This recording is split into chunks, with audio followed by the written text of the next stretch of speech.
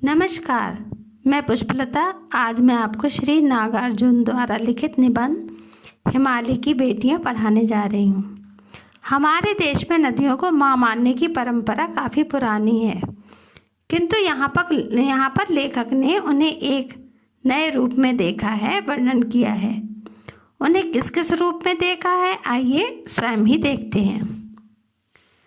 लेखक कहता है कि अब तक उसने नदियों को दूर से ही देखा था। नदियाँ उसे गंभीर, शांत और स्वयं में ही व्यस्त सी लगीं। वह उसे किसी गंभीर, शांत महिला की समान प्रतीत हुई, जिनके प्रति उसके मन में बहुत ही सम्मान और श्रद्धा के भाव थे। लेखक कहता है कि मैं इन शांत नदियों में वह कभी माँ, दादी, मौसी, भाभी समझकर उनकी प्रेम में गोद में अनेक बार डुबकियां लगा चुका है, यानी कि स्नान उसने उनमें किया है। परंतु इस बार जब मैं हिमालय पर गया तो उसका यानी नदियों का एक नया ही रूप देखने को मिला। उसे यह देखकर आश्चर्य हो रहा था कि यहाँ पर यानी हिमालय पर पतली तीव्र धारा के रूप में बहने वाली गंगा, यमुना, सतलुज मैदानों में आकर इतनी विशाल यानी चौड़े पाट वाली कैसे हो जाती हैं। आपने देखा होगा पहाड़ों पर नदियाँ बहुत ही पतली होती हैं और मैदानों में उनकी चौड़ाई बहुत ही बढ़ जाती है। पहाड़ पर जब ये उछलती कूदती हुई बहती है तो ऐसा प्रतीत होता है कि वे बड़े ही उल्लास, प्रसन्नता से खिलखिलाकर हंस रही हों, किंतु मैदानों में आकर इनके कल कल की ध्वनि, खुशी, उछल कूद कहाँ गायब हो जाती है। बच्चों, आपने देखा होगा कि पहाड़ों पर नदियाँ शोर मचाती हुई उछल उछल कर बहती हैं, किंतु मैदानों में आते ही उनकी गति कैसी हो जाती है, धीमी हो जाती है, वे शांत हो जाती हैं। लेखक कहता है कि जब कभी मैं किसी लड़की या किसी कली को देखता हूँ तो मेरा ध्यान अटक जाता है, किंतु उन्हें देखकर मुझे ना तो आश्चर्य होता है और ना कौतूहल यानी कि जानने की इच्छा प्रबल नहीं होती, जितनी कि हिमालय की इन बेटियों अर्थात पहाड़ों पर नदियों की बाल लीला को देखकर, मतलब इनकी बाल लीला को देखकर वो उसके अंदर जानने की इच्छा जागृत हो जाती है। यहाँ पर लेखक ने बाल लीला इसलिए कहा है क्योंकि पर्वत नदियों की जन्मस्थली है। यहाँ से ही नदियों का जन्म होता है, जहाँ इनका प्रारंभिक रूप देखने को मिलता है, इनका बाल्यकाल देखने को मिलता है।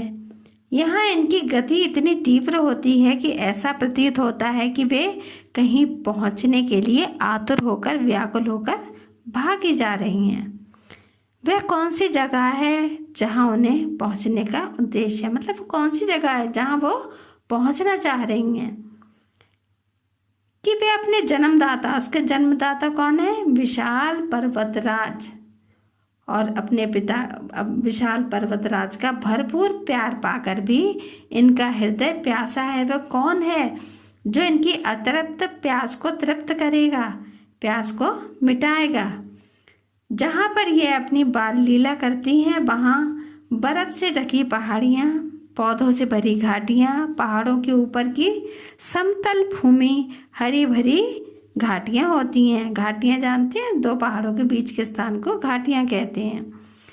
जब ये अपनी मस्ती में उछलते कूदते दूर निकल जाती हैं, जब ये नदियाँ उछलते कूदते पहाड़ से दूर निकल जाती हैं तो देवदार, चीड़, सरो, चिनार, सफ़ेदा, कैल के जंगलों में पहुँचने के बाद शायद उन्हें अपने बीते समय को याद करने का मौका मिलता होगा कि वो कहाँ से निकली थी, ये चीज़ें याद करने का मौका मिलता होगा।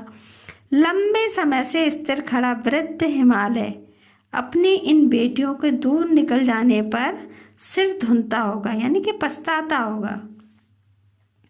लेकिन ये बात कौन बता सकता है कि वह अपनी बेटियों को कितना याद करता है, क्योंकि वहाँ केवल ऊंची ऊंची चोटियाँ हैं जिनके पास इस प्रश्न के पूछने पर बदले में देने के लिए एक विशाल चुप्पी के सिवा कुछ नहीं है, मतलब उसे कोई भी जवाब देने वाला नहीं है।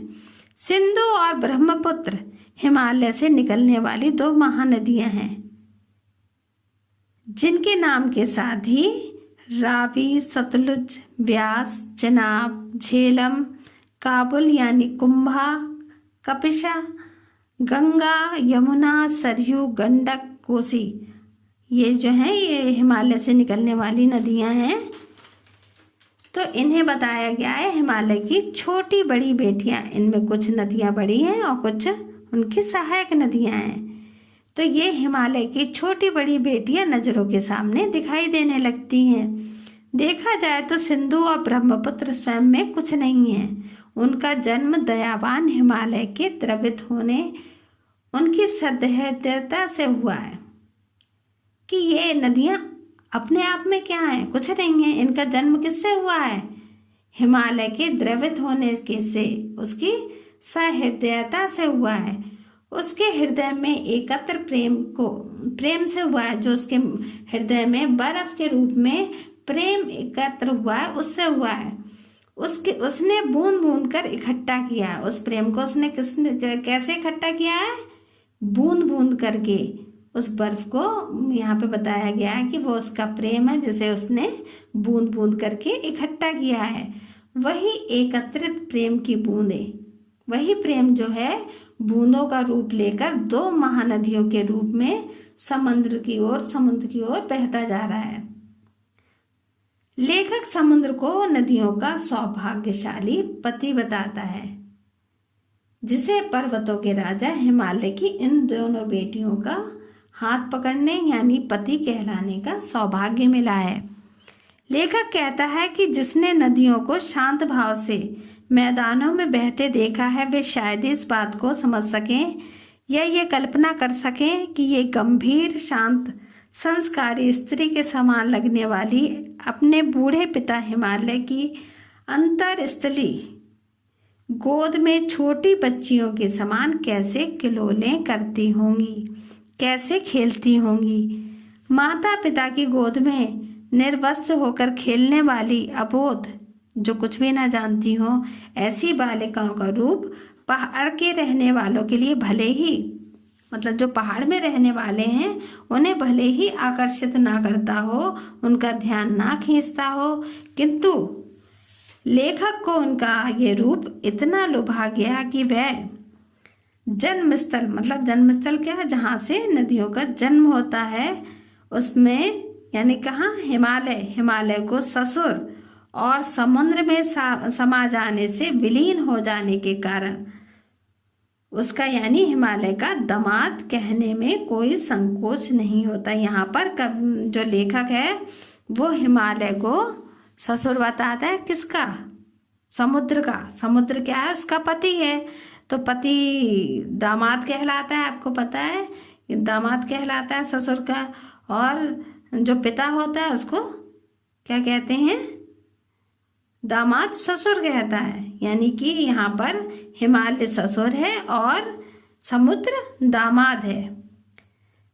और यहाँ कहने का एक अभिप्राय यह भी है कि जिस प्रकार लड़की अपनी बाल्यावस्था में यानी बचपन में अपने पितृगृह यानी कि पिता के घर में आज़ादी से निसंकोच उन्मुक्त क्रीड़ाएं जैसे उछल कूद, धमाको चौकड़ी मचाती है, युवावस्था आने पर शांत, धीर और गंभीर हो जाती है।